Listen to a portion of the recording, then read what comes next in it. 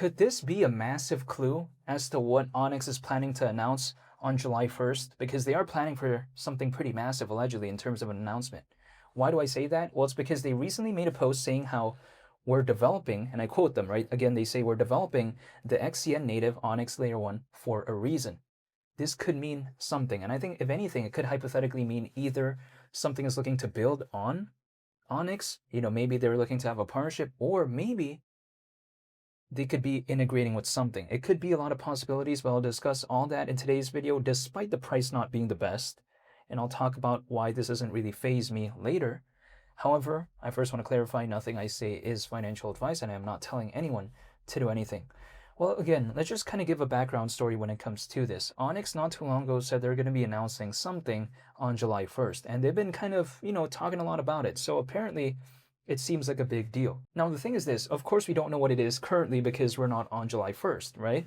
But one thing we do know, though, is that Onyx has been leaving some clues here and there. And the fact that they recently made a post saying how they're developing the XCN native Onyx Layer 1 for a reason, I think, to me at least, indicates that there could very well be something that might be wanting to build on Onyx. What could that be? I have no idea. But this is a major clue in my opinion. So we got to think about this. This goes far beyond, the price of Onyx being down almost 4% in the past 24 hours. It goes far beyond that.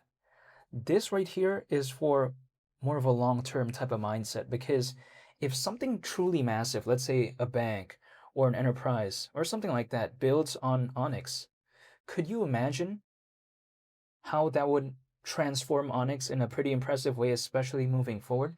Especially if, let's say, a large developer wants to build on Goliath, which is Onyx's Layer 1 blockchain, or let's say a large enterprise wants to adopt that. If it does that, that could truly transform Onyx for the better, I think, moving forward, because let's take this into consideration. 10% of gas fees on Goliath are removed, right? It's burned.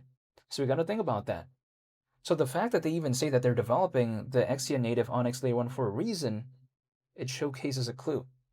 And if, let's say, something so massive were to, let's say, build on Goliath, if that's what they're announcing, or if, let's say, it's a large company adopting Goliath, their Layer 1 blockchain, if that is the major announcement on July 1st, that could really transform Onyx, because again, if it's used a lot, could you imagine 10% of those gas fees each and every time, it's being burned. This is what sometimes people don't really consider when it comes to Onyx, right? Because they're only saying, oh, well, the price isn't doing the best. But we have to consider sometimes that Onyx, their mindset goes far beyond 24 hours, 48 hours, 72 hours. It goes far beyond that. Now, the thing is this, people like to say, well, who cares about all this? Onyx is down as of right now when it comes to the price charts. That's true. It's down almost 4% in the past 24 hours. But here's the thing, though. Do you think Onyx can control this? I don't really think so, because this is not a situation where Onyx is the only one that's down. If it's the only one that's down, okay, then that's very alarming, right? Maybe we don't really know what's going on behind the scenes. But let's just take a look at this. Bitcoin is down, Ethereum is down, Solana is down, BNB is down. Onyx is also down. The common denominator as of right now is that pretty much a lot of projects out there, they're down.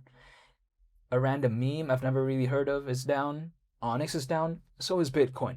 So it's not like, the whole market is going on a rally or something like that, and then Onyx is the only one that's lagging behind. That's actually not the case. So Onyx is not doing anything out of the ordinary, if that kind of makes sense. It's literally doing what a bunch of other projects are doing as of right now, which is going down. But if the common denominator is that things are just going down, what do I want to focus on? I want to focus on the ones that have actual good fundamentals. That's the thing. Because let me just give a real-life example when it comes to this. Now, I'm going to use my backpack as an example, and I'll actually show it right here. So this right here is a backpack, and the brand is called Air. Could you see that? Or can you see that, I should say? It's spelled A-E-R. Basically, they have a store in San Francisco and New York. I'm not a part of their team, but I'm just using this as a prop, right, as an example. If, let's say, I walked inside a store, let's say a backpack store, and let's say there's a bunch of different brands, and they're all having a discount. Let's say in this make-believe scenario, Air, this backpack is having a discount. Let's say another backpack I've never heard of in terms of the brand is also having a discount. What am I going to focus on? Now, of course, because I like the build quality and because I like the, I guess, function of this backpack, of course I'm going to focus on this and not a random backpack I've never heard of, right? If everything is truly all just having a discount, it doesn't matter if the backpack is good or not. If they're all just having a discount, of course I'm going to focus on the one that's good. That's it. That's the way I take a look at it. It's kind of no different when it comes to the space. If, let's say, there's something that I like, and let's say there's another project which I'm not such a fan of when it comes to the fundamentals, if they're both having a pullback, I'm just going to focus on the ones that I like. That's it. I'm going to focus on the ones that I think are fundamentally sound. It's kind of like no different if I walked inside a backpack store, and if they're all having a discount, I just choose the one which I think is best.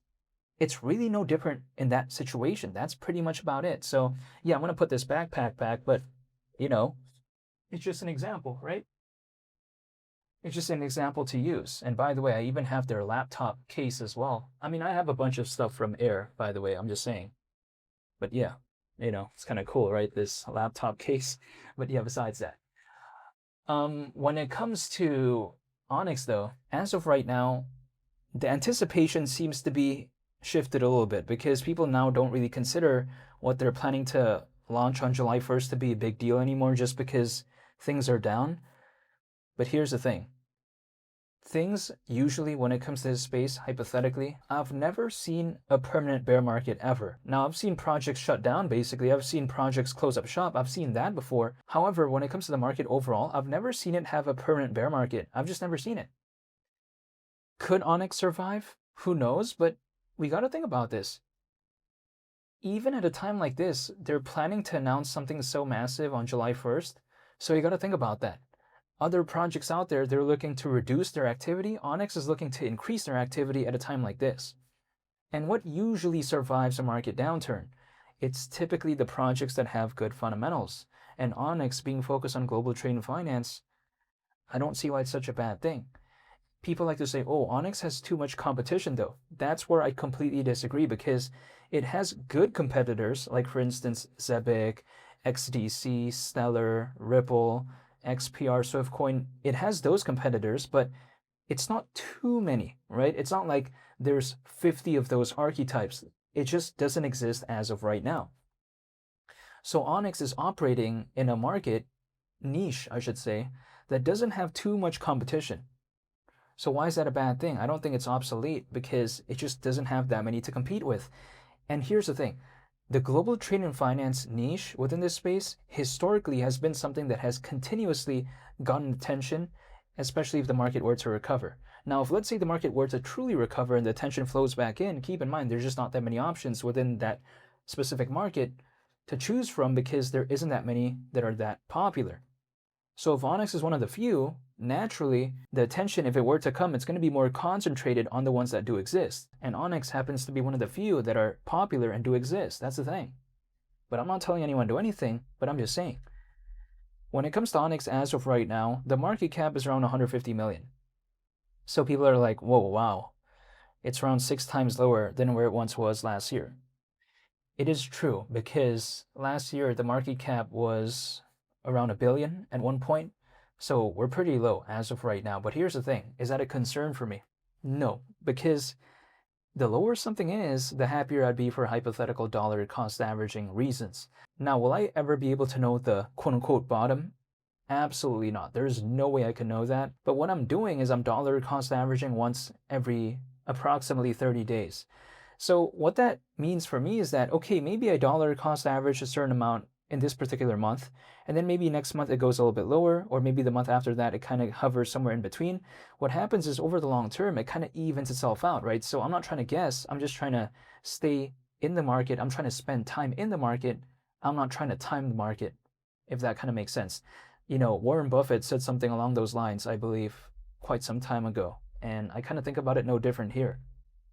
But as of right now, I think the fact that Onyx says how they're developing the XCN native Onyx Layer 1 for a reason, I think it could very well give a massive clue as to what they could very well be announcing on July 1st, which again, I think it could either be, hypothetically, a large enterprise or let's say a large company building on Onyx, or maybe Onyx is integrating with something massive.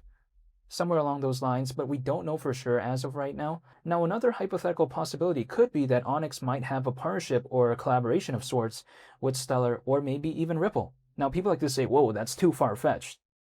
Why though?